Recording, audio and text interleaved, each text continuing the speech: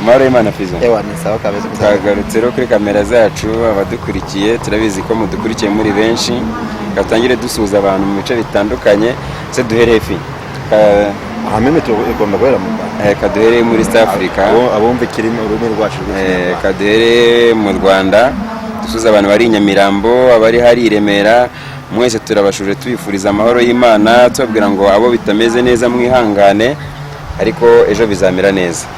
Tunyarukire muri Tanzania nabo dusuza abantu bari Dar es Salaam kina Babu kina Bibi Ashkamoni.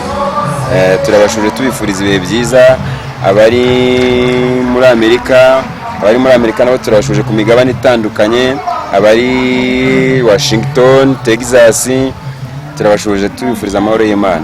Tutibagiwe n'abari Burayi, umugabane w'Uburayi, muri Australia, mu Faransa, tutibagiwe no muri Finland, hano muri Zambia ntabwo twabibagirwa, abari za Kabwe bose tubifuriza tubabwira ati mutibagirwa gukora subscribe kuri channel yacu ya YouTube ni Kwitonda TV. Ni umusanzu mutugire kandi turabakunda cyane. Imana ibahe umugisha. Tudasuje abantu bari mu Yapani fi. Ntabwo nawe twabibagiwe ku mpera z'isitu muri Aziya no mu Buhinde, nawe n'abacuti bacu nabo ntabwo twabibagirwa. Dusuza abantu bari mu Yapani rero, bari mu Yapani turabashuje nabo tubifuriza ibihe byiza. Yesu abamugisha. Tubazaniye iki rero kuri kamera zacu uyu munsi? Tubazaniye umushumba w'itorero Elohim, niwe ugiye kutuganiriza. Yesu abamugisha. Murakoze cyane, turabakunda. Mwatangira mwibwira abadukurikiye kuri kamera zacu, hanyuma tugakomeza ikiganiro nk'uko bisanzwe umushumba. Murakoze. Amazina ni yayandi, Kwitonda Jean Baptiste, akunda kuyita Siridiyo. Ndumva ibyo bihagije. Mbabajije ngo nk'ikintu cyaba cyarabatonze cyangwa cyabatunguye kugira ngo mwongere no murimo, ni ahantu mwageze mwabishoboye gute? Ni ahantu mwageze mukumva ko muri mu mavuta cyangwa muri mu bihe byanyu? Murakoze cyane. Ahantu byagendaga bisa n'ibitugora, bigasa n'ibitunaniraho, ariko Imana ikaba yabibonye kuko ariyo yabaga yateguye, ikamanuka ikabana natwe. Henshi rero twagiye tugira ko tugera henshi, tukagera muri za Zimbabwe, tukagera muri za Malawi, tukagenda tugirana ibiganiro, tukigisha abantu ko dushobojwe ko Umwuka yatubwiye. Njye nangira gukora umurimo w'ivugabutumwa, byarangoye cyane, kandi ugasanga nk'igihe cyo kubwiriza baramugize pasitoro, ugasanga ntabyo afite byo kubwiriza, gutangira kwigisha kubwiriza cyangwa kwigisha, ugasanga bibaye nk'ibintu bigorana cyane. Murakoze. Natwe ibyo bihe twabigezemo, ku buryo niyo bavugaga bati abapasitoro tugeze nko mu makwe nibahaguruka, ubwo ni mu minsi ya mbere, bati abapasitoro nibatambuke, ntabwo njye nabyiyumvagamo. Kandi warabaye pasitoro? Nasigara niyicariye kuko nari mfite n'ubwoba bwinshi. Ariko noneho ugasanga abadiyakoni cyangwa abandi bantu baje kutuvumbura, mbese bakadufata bakatujyana. Igihe kimwe ndibuka ndi ku pasitoro umwe witwa Dorfe hariya za Matero, baratubwira bati abapasitoro nsigaye nsigara nicaye. Ariko abadiyakoni baba batanga amakuru, bavuga bati hari undi witwa Kwitonda Siridiyo, nyaboneka bati nimugende umuzane. Donc wagendaga wumva amaguru uko bwabaga ari bwo bwa mbere, ukagera imbere y'abantu benshi, ugasanga ariko hamwe n'imbaraga z'Imana dutangira kugenda dukomera, bumva ko ari Yesu nyine wabikoze. Waravuze uti rero ni ibiki byabanejeje, cyangwa se ari igihe kimwe nagiye kuvuga ubutumwa muri Malawi, mpagarara imbere y'iteraniro rinini cyane ririmo abantu barenze 700. Bwari bwo bwa mbere, kandi nibwo nari nkimara kuba pasitoro, nari maze nk'amezi 3. Urumva iyo umuntu amaze kuba pasitoro biba ari ibindi bintu atari yabimenyera. Nagezeyo bamenya amakuru bati hari umupasitoro bavuye muri Zambia, kandi bazi ko abanyezambiya nyine bari amavuta masa. Baravuga bati rero niho tugomba guhikigisho cyacu, kuko nubona nagendereye urwo rugo bari bafitemo imbaraga aho hantu, abandi bagira ngo banatwumve. Muzeze ubweshya nagize ubwoba. nagize ubwoba bwinshi ariko ngeze aho ibintu ndabyanga ibintu se ndabireka ariko mbona nta kundi biri bugenda bwase umuryango najemo ubwo nabwiye ko ndi pasiteri nkaboherereza amafoto barabona ariko ngeze aho ndikomeza banyakiriye nahagurukiye muri haleluya 3 ndabyibuka haleluya ya mbere haleluya ya kabiri numva bimeze neza numva amavuta araje bwa bwoba burashize iya gatatu yo rwose bazamura bati haleluya amen amen amen ubwoba burashize cyigisho nateguye cyo nigishije kuko burya iyo tugiye Imana ishobora iyo wemeye gukorana tugenda duhamanije no kwizera umwuka wera tuye muri twe ibintu byose biba biri tayari yaba intambara byaba ibiki ibintu byose ubicamo wari wongeye kumbaza rero ikindi kintu gikomeye uti ibintu byakubabaje ibintu byakuguye muri uyu murimo nari nakomoje ku kiganiro tweze kugirana ubushize abantu benshi barakirebye nubwo hari abantu twatangiranye umurimo bize wenda ko harimo akantu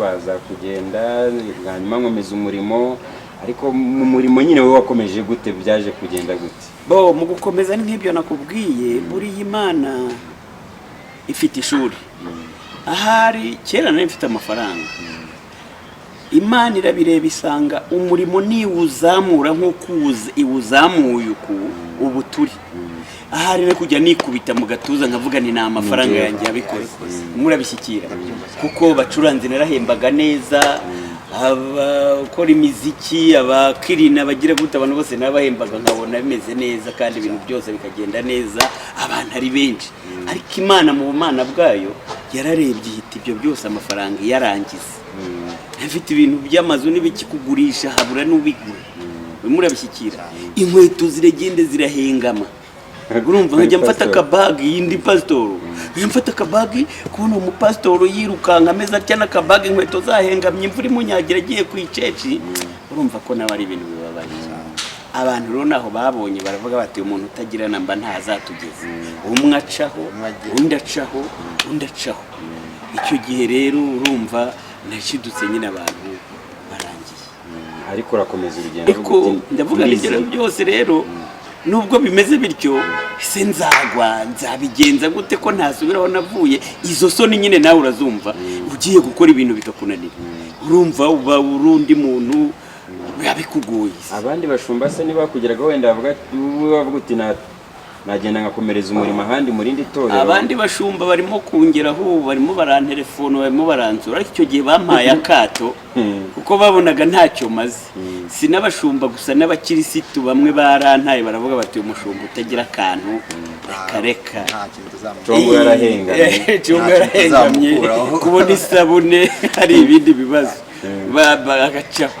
ariko ndareba nsenga Imana ndavuga ni data wambwiye ko wavuze ko kuko nakandagiraga hose Imana yaravuga aho ngeze ikavuga no mu nzira naba ngenda Imana ikavuga baravuga ati nanjye nzama mu isezerano ndavuga ni reka ndimbike umudamu wanjye akayi wenyine agasenga hari umwarimu umwe witwaga Eric wari mu gihugu yongiye inyuma yekasiri nakubwira bagahaye gusenga rwose ncike ngene nacitse gusa sinagwa ariko gusenga nazamurijwe bikanana ariko Imana kuko itajya inanirwa kuko isoza isezerano ryayo ndayishima data ko yarebye ikabona ko ndi uwo gusubirizwa ibyo yari yavuze ikabikora muri iki gihe bikaba bimeze neza nta bibazo mfite nta bukene mfite ndashima Imana ko ndi mu murimo w'Imana intama zirahari ni nyinshi korari ngiriya wayibonye abanyamakorari arimo araririmba ibintu byose bimeze neza ibyo akaba ari byo nshimira data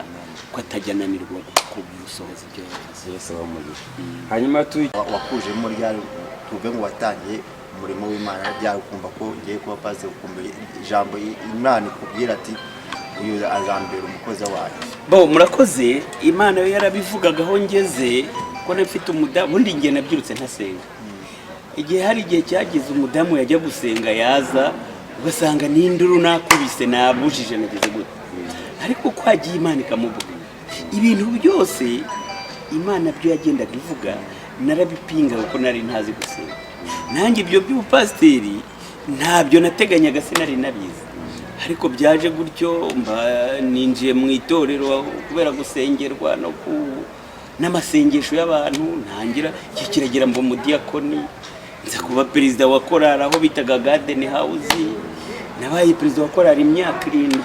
Inko mu mwaka kuva muri 2002 kuko 2001 nibo nabatijwe, ariko icyo gihe mbaye abadiyakoni mba perezida wa korali, noneho ntangira kubikunda, ntangira kubona ari byiza, nkabana n'abashumba witwaga Evariste Bizihiwe, yiwe wari revera wacu, ibintu birakomeza mbese none ikintu cyatumye mba pastor nanjye sinari nabiteguye.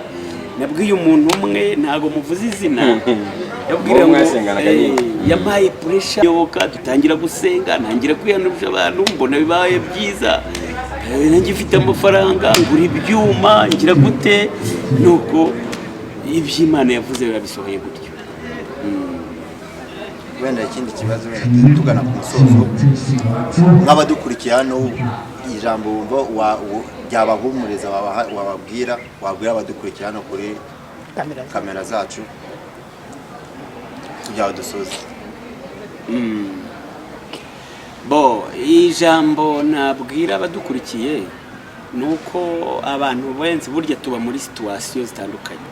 Kino gihe tuvugana hari abari mu bibazo nk'ibyo nsize inyuma, hari abari mu bibazo cyangwa se hari abazabigeramo, ntago mbibateza abantu, ariko uwo bitameze neza ntacike intege, komeza senge, komeze yumve ko data ashobora byose, kuko hari igihe kigera nuko nabwiye ibibazo nari ndimo, ntago ari Satani wabintije, ubwo n'Imana yari yaremeye kugira ngo inyigishe, irebe, inankomeze kugira ngo njye muri ko nkomeza abandi.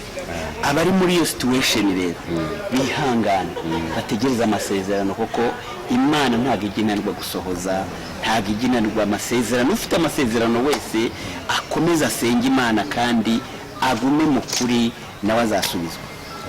Imana ibaho umugisha. Inomero yanjye ni 0977 70 56 85.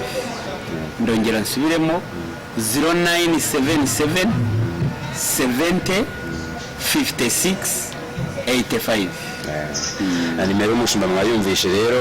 Ushaka gusengerwa cyangwa ufite ikindi kibazo, mwahamagara kuri nimero y'umushumba, arahari. Hanyuma umushumba muboneka agana hehe?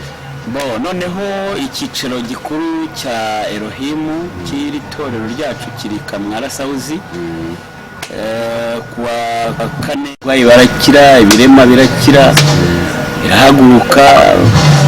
Noneho kuwa 3 by'umwihariko abakristo bafite ibibazo, bashaka kubona mushumba, bashaka kugira ibyo bamubaza, abasore bashaka gukora amakwe, bashaka kurongora, babuze uko babigenza, bafite ubukene, ibibazo ibyo byose barabituzanira kuwa 3, buri wese akahabwa igisubizo bigendanye n'uko yifuza. Hanyuma mba mpari kuva saa 3 kuwa 3 mba ndi muri office kuva saa 3 kugera saa 6. Yes. Okay, murakoze cyane rero. Dusoza ikiganiro cyacu, ikintu nka kimwe cyangwa babiri babwira abadukurikiye, hanyuma tugasoza ikiganiro. Umushumba murakoze. Icyo nabwira abadukurikiye nuko nabatangariza ko Yesu ari umwami. Ikindi kandi nuko tutagomba gucika intege mu bibazo twaba turimo ibyo byose. Imana ni nziza, abantangarije ko Yesu ari umwami. Reka dusenge Imana. Amen. Mwami wacu Yesu, turagushimiye kubwo kubana natwe, turagushimiye ko warinze abanyamakuru batandukanye mu mihanda hirya no hino. Komeza ubane natwe kandi cyubahiro muri byose mu izina rya Yesu. Amen. Shalom shalom.